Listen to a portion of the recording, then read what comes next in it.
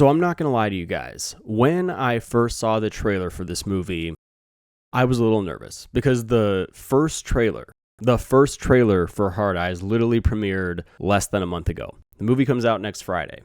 So when I saw the trailer for this movie, I was like, the studio is not feeling really confident with this movie. They literally just started marketing for it. Usually films take about 3 months to market. So I literally saw the trailer. I was like, oh, that looks like it's going to be kind of fun, but I'm actually kind of nervous that all of the best elements was in the trailer. And then I saw the movie, and I'm happy to say it's a ton of fun. Hey guys, welcome back to the channel. If you guys are new here, welcome. My name is Braden Timmons, and today we are talking about the brand new Valentine's Day slasher Hearteyes, which is in theaters next Friday, February 7th. I had a chance to see it, and I'm floored, guys. I cannot believe how much fun I actually had with this movie.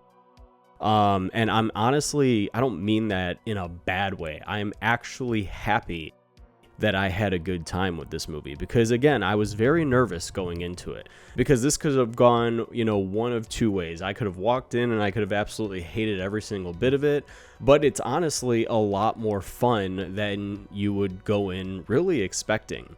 I mean, if you've seen the trailer,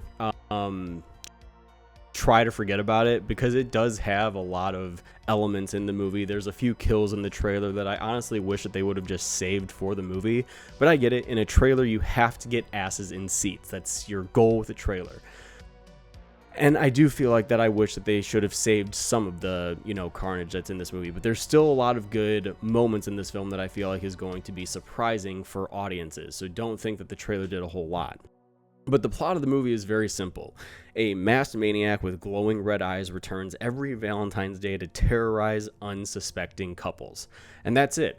What do I want out of a slasher? All I want out of a slasher, guys, is a simple story that's at least entertaining, which I got. I want some solid kills, which I got. And I want a few characters that you should hopefully, come to care about, which I kind of got. The two leads in the movie we have seen literally in other slasher films. Olivia Holt is the lead in the film. She plays a character named Allie. We just saw her in 2023 in a film called Totally Killer on Amazon, which was another fun, Back to the Future style slasher. And we've seen Mason Gooding in the most recent Scream adaptations in Scream 5 and Scream 6. And from what I believe I've read, he's also going to be in Scream 7. So he's kind of making a name for himself in these fun little horror slashers and everything like that. And I think that he does a good job in this film, and so does Olivia Holt. Really, both of them do a really decent job with what they're given. And by that, I actually mean that I cared about these characters a lot more than I thought I was going to. And when I say that I want to care about these characters and, that I, honest to God, thought that these were going to be bare bone characters, we didn't really get a chance to flesh them out. We do. There's a scene in the movie where they are, it's the serious moment in a slasher where these characters are trying to be serious and talk about serious things that have happened to them in the past and why they are the way that they are. And it is kind of cut off by a little bit of comedy because this movie is also very funny. There's a lot of jokes in this movie, and it definitely is very satirical to a lot of slashers. This movie definitely has your typical horror movie characters. Characters make very dumb decisions. They'll be running away from the killer, and then literally they'll shut the door, they'll tie something to the door, and then they'll sit there and they'll literally be having a conversation. I get it, it's supposed to be satirical. Literally people in the theater are screaming, "Why are you guys not running? Why are you guys not running?" Like, you have to understand that that's just very satirical to the slasher genre because, people always fall. People fall in this movie and they're crawling as the killer is literally on their tail and they're literally not even moving.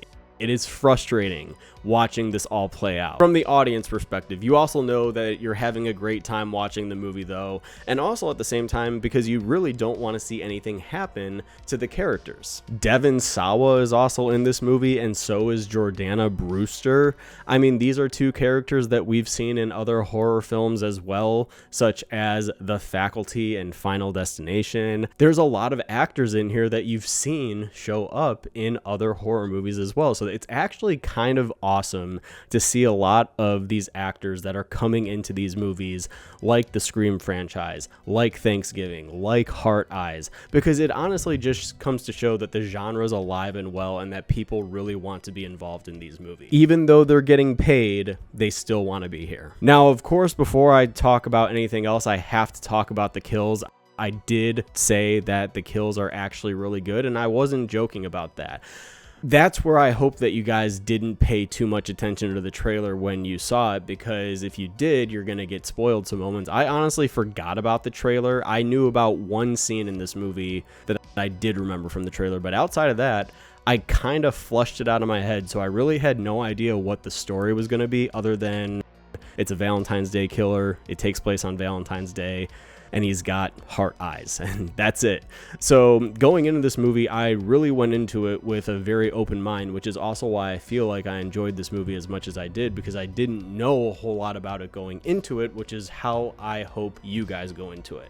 I think it's only going to enhance the experience for you, because the movie does have some very entertaining chase sequences as well as carnage candy for the kills. I did very much like the kills and all that stuff. The design of the killer is quite basic. He's got, you know, one of those long coats, jeans, dark top, the mask with the hard eyes.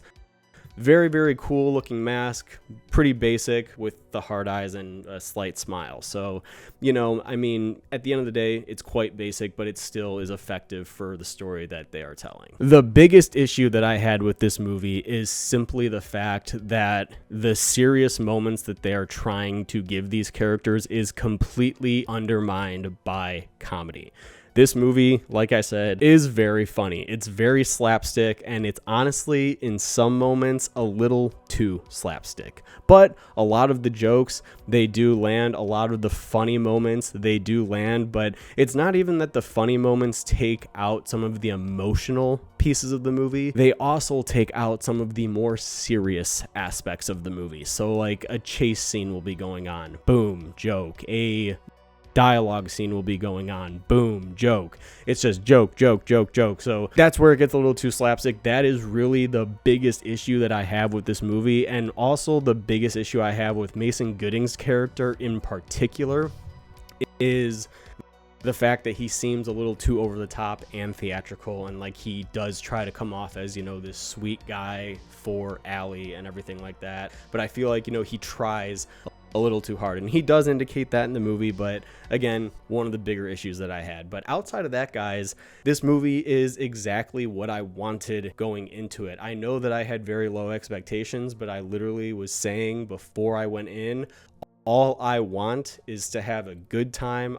All I need is a basic story and just some good kills, and I thought I was going to have a good time, and I absolutely did. So Hearteyes, I gotta give 4 stars for a slasher, but I gotta give 3.5 stars on the story scale. So it's kind of like a double-edged sword here when it comes down to that. But overall, I'm just going to give it 4 stars because I did have a very good time with this movie. It's not one of those movies that's going to win an award or anything like that. It's just you get what you get going into it, and that's it, guys. So with all that being said, post your guys' comments down below. Let me know, are you guys excited to see Hearteyes, or what are your guys' expectations for it? Whatever your thoughts are, comment below, let me know. And as always, if you guys like this, don't forget to join me on my journey to 20,000 subscribers, and I will see you guys in my next video.